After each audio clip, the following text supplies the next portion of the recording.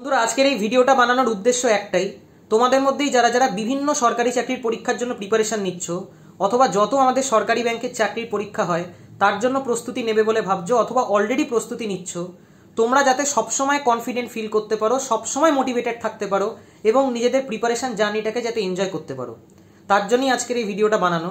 কারণ এই ভিডিওটার মাধ্যমে আমি আমার এক্সপিরিয়েন্স তোমাদের সাথে শেয়ার করব যে আমি যখন তোমাদের মতোই বিভিন্ন সরকারি ব্যাংকের চাকরির পরীক্ষার জন্য প্রিপারেশন নিচ্ছিলাম তখন কিরকম কিরকম দিন আমার কেটেছে। এরকমও অনেক দিন গেছে যখন আমি না ঘুমিয়ে থেকেছি, তো সেই ব্যাপারে আলোচনা করব।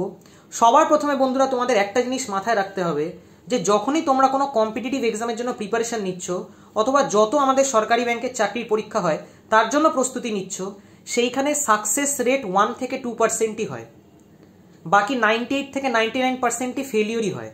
অর্থাৎ টোটাল 100% যখন পরীক্ষা দেবে ফাইনাল সিলেকশন 1 থেকে 2%ই পাবে। তো ন্যাচারালি বুঝতেই পারছো যে জিনিসের সাকসেস রেট এত এত এত পরিমাণে কম, সেইখানে পরিশ্রমের লেভেলও সেই রকম হওয়া উচিত, সেই রকম লেভেলে তোমাকে খাটতে হবে। এবং এই জিনিসটা তোমায় সবার প্রথমে মাথায় রাখতে হবে যে যে কোনো কম্পিটিটিভ এক্সামের জন্যই তুমি প্রিপারেশন নাও না কেন, শুরুতে তোমার লাইফে ফেলিওর আসবেই আসবে। এবং এই জিনিসটা সবসময় তোমরা মাথায় রাখবে, কখনো কোনো জিনিসকে তোমরা ইগোতে নেবে না। এবং যখন তোমরা যে কোনো কম্পিটিটিভ এক্সামের জন্য প্রিপারেশন করবে অথবা যত সরকারি ব্যাংকের চাকরির পরীক্ষা হয় তার জন্য প্রিপারেশন নেওয়া শুরু করবে, বন্ধুরা তোমরা দেখবে যে প্রিপারেশন ফেজটা আমাদের ঠিক এরমভাবে ওঠে কার্ভের মতো এবং তারপর এই পয়েন্টে কনস্ট্যান্ট থাকে আমাদের, এবং তারপর যখন সিলেকশন আমরা পেয়ে যাই তখন আস্তে আস্তে এফার্টটা এরকম ডাউন করে নেমে যায়।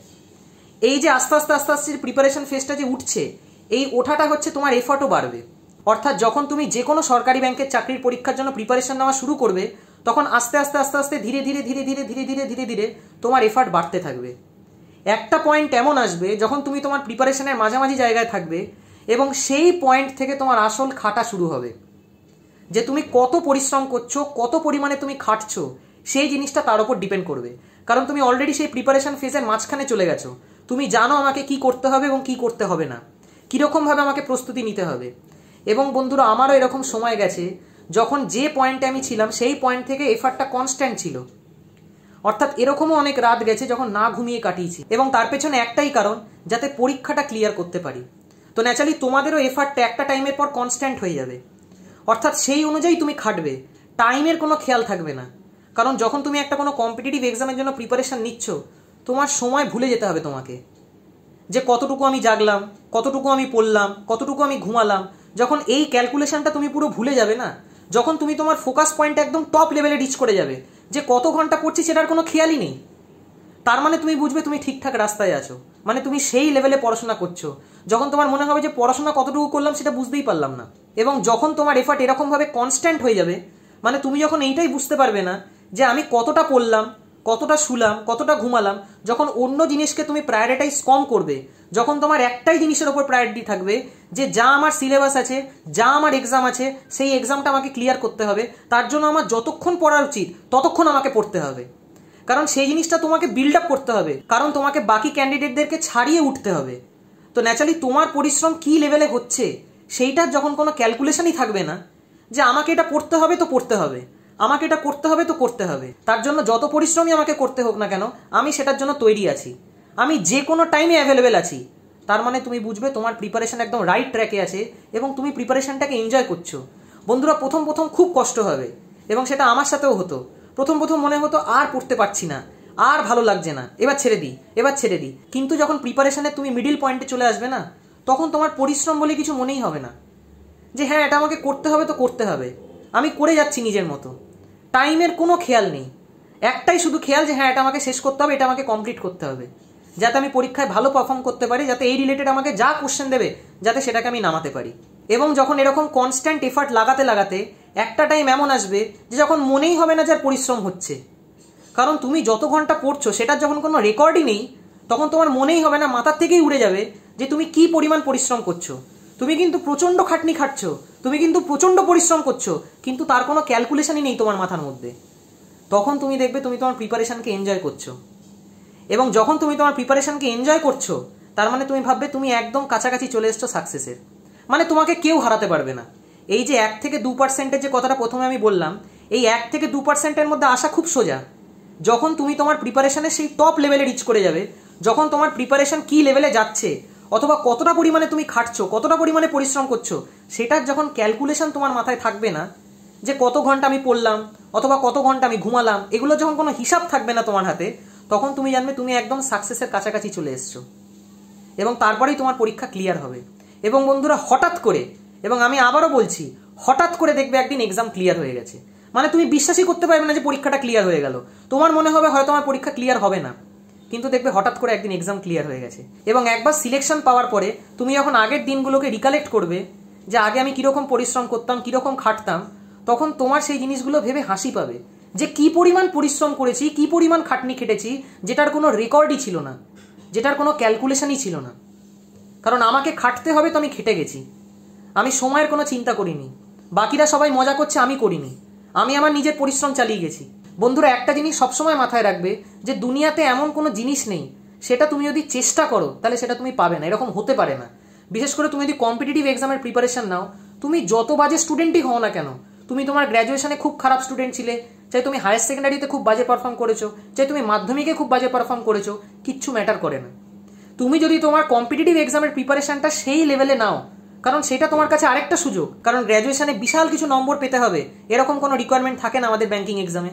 তো সেইখানে তোমার একটা আলাদা সুযোগ সেই পরীক্ষাটা ক্লিয়ার করার, তখন নিজেকে চেঞ্জ করা, তখন সেই প্রিপারেশনটা একদম টপ লেভেলের নেওয়া। এবং তখন যদি তোমরা নিজেরা নিজেদেরকে চেঞ্জ করতে পারো, তখন তোমরা দেখবে একদিন মিরাকেল হয়ে গেছে, যে তুমি সিলেকশন পেয়ে গেছো, সেটা তুমি ভাবতেই পারো যে তুমি সিলেকশন পেতে পারো। এবং তুমি তখন সেই 1 থেকে 2% মধ্যে চলে আসবে। অটোমেটিক্যালি তোমার মনের মধ্যে কনফিডেন্স বিল্ড আপ করবে এবং তুমি আরও পরীক্ষা দেবে। তোমার মনে হবে এর থেকেও ভালো ক্যাটাগরিতে আমি যাব, কারণ আমার প্রিপারেশন পুরো কমপ্লিট আছে। আমি সেই পোস্টটাই চুজ করবো যেটা একদম টপ লেভেলের হয়, যেটা সব থেকে বেস্ট লেভেলের হয়। এবং তুমি দেখবে তখন একের পর এক পরীক্ষা ক্লিয়ার হয়েই যাচ্ছে। এবং তোমার তখন মনে হবে যে তোমার প্রিপারেশনটা কত ভালো ছিল, কারণ প্রিপারেশনটা পুরো কমপ্লিট হয়ে গেছে। এবার তুমি যাই পরীক্ষা দিচ্ছ তাতেই ক্লিয়ার করছো। এবং সেইটাই ম্যাক্সিমাম স্টুডেন্টদের সাথে হয়। এই সমস্ত স্টুডেন্টস অথবা অ্যাসপিরেন্টসরা ফাইনাল সিলেকশন পায়, তারা যে কোনো একটা পরীক্ষায় পায় না। তারা এর পরেও যদি পরীক্ষা দেয়, যদি তাদের ইচ্ছে হয় যে আমি আরও পরীক্ষা দেবো, তারা বাকি পরীক্ষাগুলোতেও চান্স পাবে। কারণ তারা সেই প্যাটার্নটাকে ধরে ফেলেছে, কারণ তাদের প্রিপারেশন পুরো কমপ্লিট আছে। সেই জন্য কখনো সহজে হার মানবে না। বিশেষ করে যখন তোমরা কম্পিটিটিভ লেভেলের এক্সামের জন্য প্রিপারেশন নিচ্ছ, তোমাদেরকে সবসময় মোটিভেটেড থাকতে হবে। তোমাদেরকে খাটনিও সেই লেভেলেই খাটতে হবে এবং সেটা মাথায় রাখবে তোমরা। এবং তোমাদের বয়স এখন অল্প আছে, তোমরা খাটতে পারবে। শরীরের ওপর বিশাল কিছু এফেক্ট পড়বে না, কারণ না খাটলে তো তুমি তোমার জায়গা বানাতে পারবে না। এই জিনিসটা তোমাকে মেনে নিয়েই চলতে হবে যে হ্যাঁ, আমাকে সেই লেভেলেই পরিশ্রম করতে হবে যাতে আমি সেইখানে নিজের জায়গাটা বানাতে পারি। না হলে আমার প্রিপারেশন করে তো কোনো লাভ নেই। আমি যদি হালকাভাবেই প্রিপারেশন করি, আমি যদি মিডিয়াম লেভেলে প্রিপারেশন করি, যেরকম বাকি স্টুডেন্টস অথবা অ্যাসপিরেন্টসরা অ্যাভারেজ টাইপের প্রিপারেশন করছে, তুমিও যদি সেরকম অ্যাভারেজ প্রিপারেশন করো, তাহলে তুমি কি করে এক্সপেক্ট করতে পারো যে তুমি তোমার ফাইনাল সিলেকশন পাবে? জীবনেও পাবে না। তো তোমাকে পরিশ্রমটা সেই লেভেলেই করতে হবে যখন তুমি ভুলেই যাও যে পরিশ্রম কাকে বলে। তখন তুমি বুঝতে পারবে এবং তখন তুমি জানতে পারবে যে হ্যাঁ, তুমি তোমার প্রিপারেশন একদম ঠিকঠাক লেভেলে করছো। এবং সেই জিনিসটাকে তোমাকে কন্টিনিউ করে যেতে হবে ততদিন অবধি যতদিন না অবধি তুমি তোমার ফাইনাল সিলেকশন পাচ্ছ। তো একদম ফুল কনফিডেন্সের সাথে, ফুল মোটিভেশনের সাথে সরকারি ব্যাংকের চাকরির পরীক্ষার জন্য প্রিপারেশন নাও। এবং যদি তোমাদের কোথাও গাইডেন্সের প্রয়োজন হয় তো তোমরা গাইডেন্সও নিতে পারো। আমি নিজেও পার্সোনালি সমস্ত ব্যাংকিং এক্সামসের জন্য অনলাইনে ম্যাথস এবং রিজনিং পড়াই। তো তোমরা যদি চাও তো আমার সাথেও কন্ট্যাক্ট করতে পারো। আমার হোয়াটসঅ্যাপ নাম্বার 8617204564। তো যদি তোমরা গাইডেন্স চাও তাহলে কল করো না, হোয়াটসঅ্যাপ করো, কারণ কল অনেক সময় আমি ধরতে পারি না। আমি নিজে আইবিপিএসপি এবং আইবিপিএস ক্লার্ক দুটো পরীক্ষাই ফার্স্ট অ্যাটেম্পটেই ক্লিয়ার করেছি। তো ন্যাচারালি তোমাদেরকে খুব ভালো করে গাইড করতে পারবো যে কি টেকনিক অফ সলভিং হওয়া উচিত, কিভাবে একটা কোশ্চেনকে অ্যাপ্রোচ করা উচিত, যাতে কোশ্চেন সলভিং টাইমটা আমরা কমাতে পারি এবং নিজেদের অ্যাটেন্ড বাড়াতে পারি। কারণ যে কোনো ব্যাংকিং এক্সামে টাইম একটা ভীষণ ভীষণ ভীষণ ইম্পর্টেন্ট রোল প্লে করবে। আজকে তুমি যদি টেকনিক অফ সলভিং না শেখো, এবং সব থেকে বেশি টেকনিক অফ সলভিং দরকার পড়ে ম্যাথস এবং রিজনিং সেকশনে, কারণ সেইখানেই সব থেকে বেশি মার্কস ক্যারি করে এবং সেইখানেই প্রচুর কোশ্চেন তুমি অ্যাটেম্প্ট করতে পারবে। তো প্রচুর কোশ্চেন অ্যাটেম্প্ট তুমি তখনই করতে পারবে যদি প্রত্যেকটা কোশ্চেনের টেকনিক অফ সলভিং তুমি ভালো করে শেখো, যদি প্রত্যেকটা চ্যাপ্টারের টেকনিক অফ সলভিং এর সম্বন্ধে তোমার কমপ্লিট আইডিয়া থাকে। তবেই তোমার প্রিপারেশন কমপ্লিট হবে, তবেই তুমি ম্যাথস এবং রিজনিং এর টপ লেভেলে স্কোর করতে পারবে। কারণ বাকি সাবজেক্টগুলোতে অ্যাকিউরেসির একটা চক্কর থাকে, কিন্তু ম্যাথস রিজনিং পোর্শনে অ্যাকিউরেসির কোনো চক্কর থাকবেই না। এখানে পিওর লজিকের ওপর চলবে। তো যার লজিক একদম ক্লিয়ার থাকবে, যে টেকনিক অফ সলভিং ভালো করে শিখবে, সে ক্লিয়ার করবেই করবে। এবং এটাই ফ্যাক্ট, সে তোমরা মানো চাই না মানো। তো ম্যাথস এবং রিজনিং সেকশনে খুব ভালো করে টেকনিক অফ সলভিং শেখো এবং চেষ্টা করো তার কাছ থেকেই গাইডেন্স নেওয়ার, যে অলরেডি ফিল্ডে সিলেক্টেড, যাতে তার টেকনিক অফ সলভিং, তার মেথড অফ সলভিং, তার ডাউট ক্লিয়ারিং প্রসেস, তার কোশ্চেন সলভিং অ্যাপ্রোচ খুব ভালো করে শিখতে পারো এবং সেই জিনিসগুলোকে পরীক্ষায় অ্যাপ্লাই করতে পারো। বাকি আশা করি তোমাদের এই ভিডিওটা দিয়ে কিছুটা হেল্প করতে পারলাম। ভিডিওটা যদি তোমাদের ভালো লেগে থাকে তাহলে অবশ্যই লাইক এবং বন্ধুদের সাথে শেয়ার করো। Thank you.